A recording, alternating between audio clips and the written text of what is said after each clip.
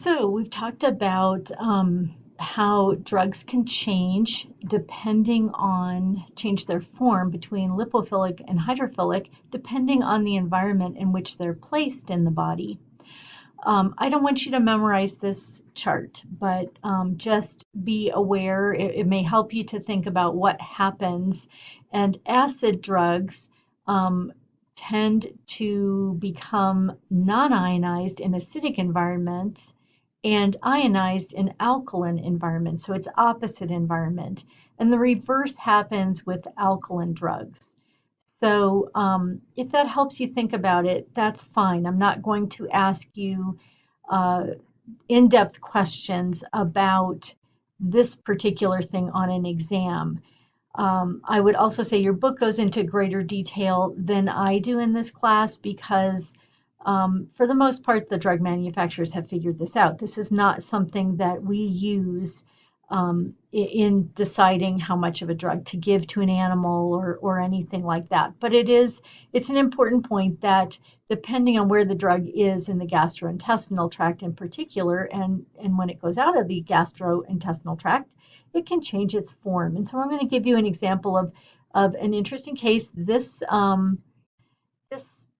has to do with your case study 1. So this is going to be a little bit shorter video because I'm just going to talk about this concept of ion trapping.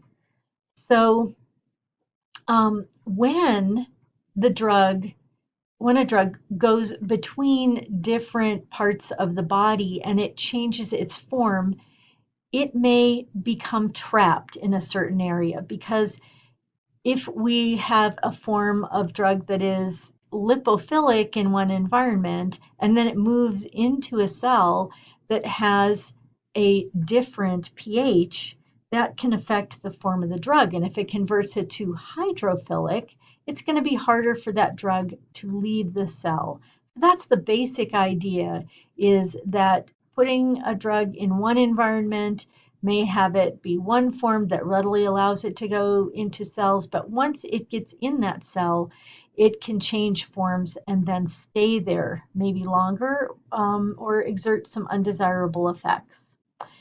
So a prime example is aspirin. Your book talks about this. This is going to be in that case study 1.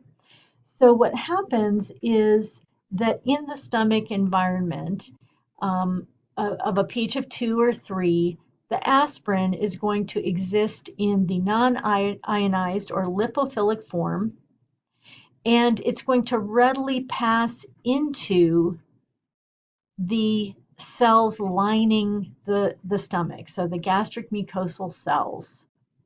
It would be nice if then it passed through again and got to a capillary over here and got into the systemic circulation.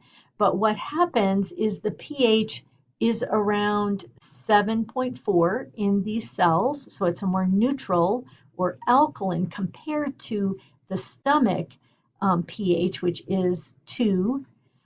And so that then the aspirin then changes its form to a more ionized form, being placed in that more neutral environment, more alkaline environment. And so it then in the hydrophilic form, it cannot pass easily out of the cell.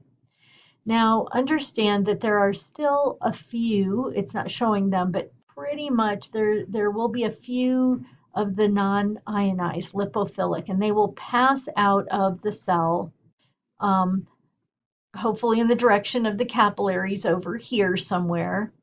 And that will then, because this is a percentage thing, a certain percentage of these aspirin molecules are hydrophilic and some are lipophilic, very few are lipophilic. But as those lipophilic pass through the cell membranes, the hydrophilic ones will change to become lipophilic to maintain that percentage. Remember, in the stomach, we were talking about the pKa is 3, and if the pH in the stomach is 3 or 2 is pretty close to 3, we're going to have around 50% of that aspirin in a lipophilic form and 50% in a hydrophilic form. So once it gets into these gastric mucosal cells, more than 50% of the molecules are going to be hydrophilic, but they maintain that percentage. So a certain percentage will get across the cell membrane into the systemic circulation because a certain percentage is still lipophilic. And as they move across, some of the hydrophilic molecules will change to the lipophilic form to maintain that percentage. And slowly but surely, the cell will be cleared of the aspirin molecules. They don't stay in there forever. Okay, this is a pretty awful diagram, but for those of you that are somewhat chemically minded, have a little bit of chemistry, it might uh, illustrate something. So this is let's just say it's our aspirin represented as, this is the non-ionized form, right? It has no charges. This is its ionized or polarized form. It has charges over here. In the stomach, at this, and again, I keep changing the pH on you, but let's just say it's in the low range. It's very acidic. So the aspirin tends to be in this non-ionized form. It tends to be moved that way. Hence, we have the large arrow going in that direction.